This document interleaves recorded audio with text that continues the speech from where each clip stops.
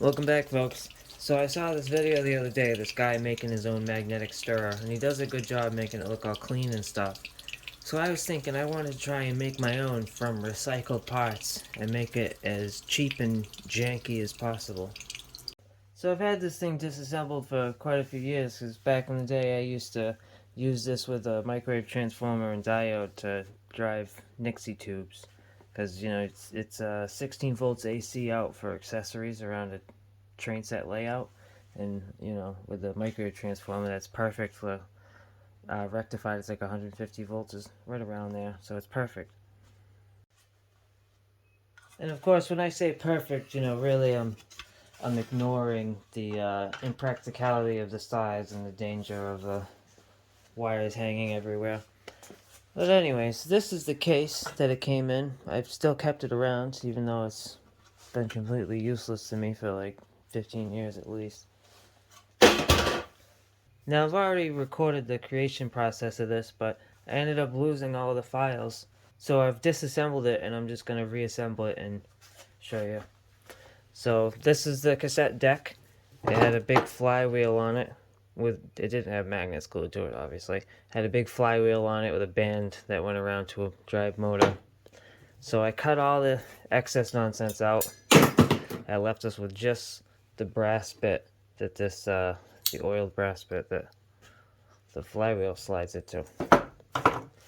And break off all the little pegs and cut all the nonsense off.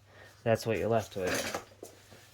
Now I also have an old ham radio transformer, 12 volt high amperage transformer.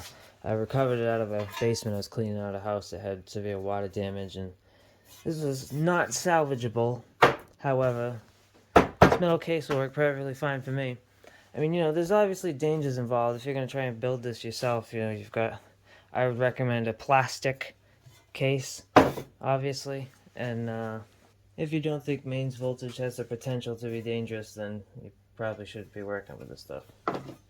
Now, my workshop down here is where precision comes to die. So I'm going to be using drill taps and step bits, look away if you're sensitive. So the first thing I want to do is mount the flywheel.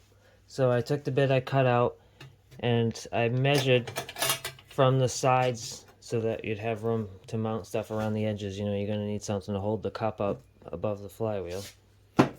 So you just measured in a little bit to give yourself some clearance, and then you drill the hole in the center for this to drop into. Then once that's taken care of, you can start looking where we're going to drill holes for the mounting bolts for this plate.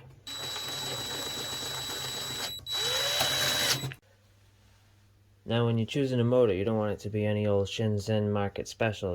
This is a Vibrator motor, so it's going to have bushings or bearings or something to last any amount of time with that weight. And if you look inside, this has got some pretty good brushes in there. See that? Spring-loaded brushes. But most essentially, this has threaded mounting holes so that we can mount it into a surface. And of course, the reason for that is because we're going to be wanting to mount it. And now you'll see, first I check how long our belt is going to be with a little bit of tension. How far away should it be? And then, or how far away does it need to be for a little bit of tension? And then we go in and measure the distance from the center of the post to the center of the mounting hole. And we do the first one and the second one. And now what I did here was drill it a little bit further away than it should have been, and then I slowly enlarged the size of the hole. So there's a little bit of room for play here. Now these screws that I'm using are straight out of a laptop that I took apart for some other parts. And these thread match perfectly. The washers I got from my kit. You get a kit of bolts and washers and stuff at Harbor Freight for like $3. Perfect. Keep it on hand for if you're building stuff like this, it's damn near essential, really. And a little rubber pulley, I have a bunch of them from working with motors for a long time. It's not really necessary, it's just gonna kind of help keep the belt tracking in a certain spot. Because when you speed up or slow down, you know, the flywheel is going to want to keep going and the motor is going to want to change speed, so you're going to end up with different tensions on the belt, which could cause it to walk. Alright, so this cassette tape flywheel that I used happens to be probably from the 80s, so a little machine oil definitely wouldn't hurt. I mean, this is oil bronze, but you know, I'm sure it lost a lot of oil over the years. So adding a little and giving it a couple spins both directions certainly would not hurt. I mean, one of the great things about working with a hobby, a train transformer, is usually they have isolation transformers and they have overheat and short circuit protection and all kinds of stuff, so they're usually pretty safe to work with. It's not a guarantee though. So pop this up, and obviously we drill a hole the size of the shaft of the potentiometer in the case, and what I did was measured out the size of this heatsink so that it would fit against the corner here, and that way it sits nice and stable. These train transformers also usually have some lights to indicate the amount of voltage you send into the motor or the train engine. So I just kind of hastily stuck one of them up here. It's a little grain and wheat bulb. Alright, so we mounted the bushing for the flywheel, popped the flywheel in. We mounted the model train controller in here, put the little knob on it. We've mounted the motor. We've ran the belt between the motor and the flywheel. Now we can power things up. Oh, and of course we connected the motor to the hobby transformer. And you can see this isn't too bad. I mean, it sure as hell isn't a 90-degree angle, but you know, it's not walking off, so I can live with it. And we got the stir bar in there with some water. We're gonna get it close. And you can see it's clearly coupled, so try and center it. And we'll just slowly bring the speed up.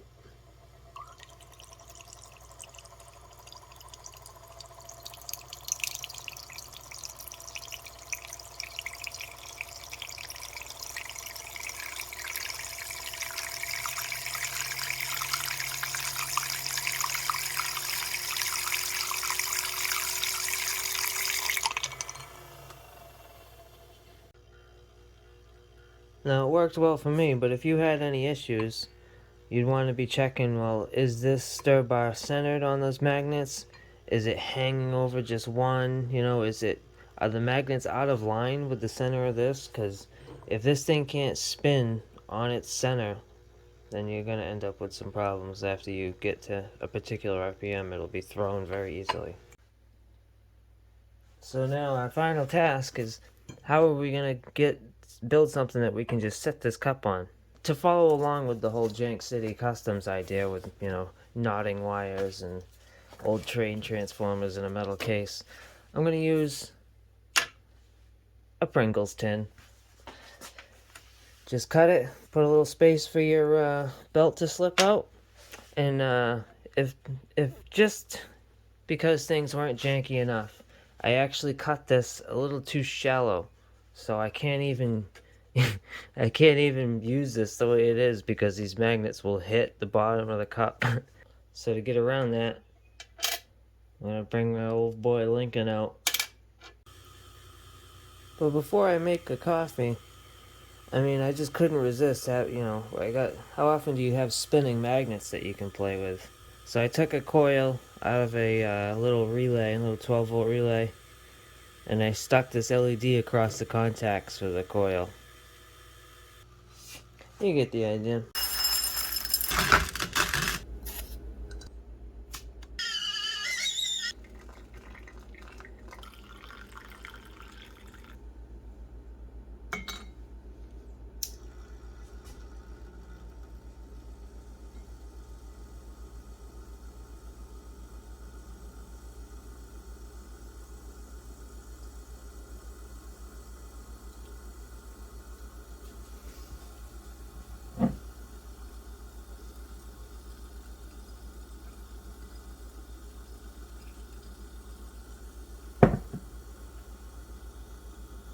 I'm going to turn it down a little bit because we're getting close to the edge.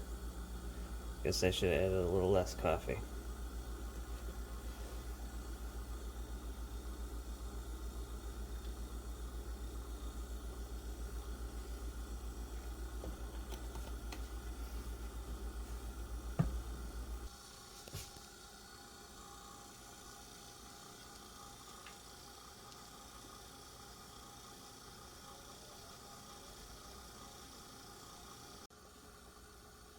So now that the mixing's done, we can dial it back and shut it down. Then we want to take our hard drive magnet here, just run it up the side of the mug, and you're good to go. Yep, tastes like Christmas morning. Well, hope you like my version of the magnetic stir. Don't forget to flick it, twist it, bop it, and we'll see you next time.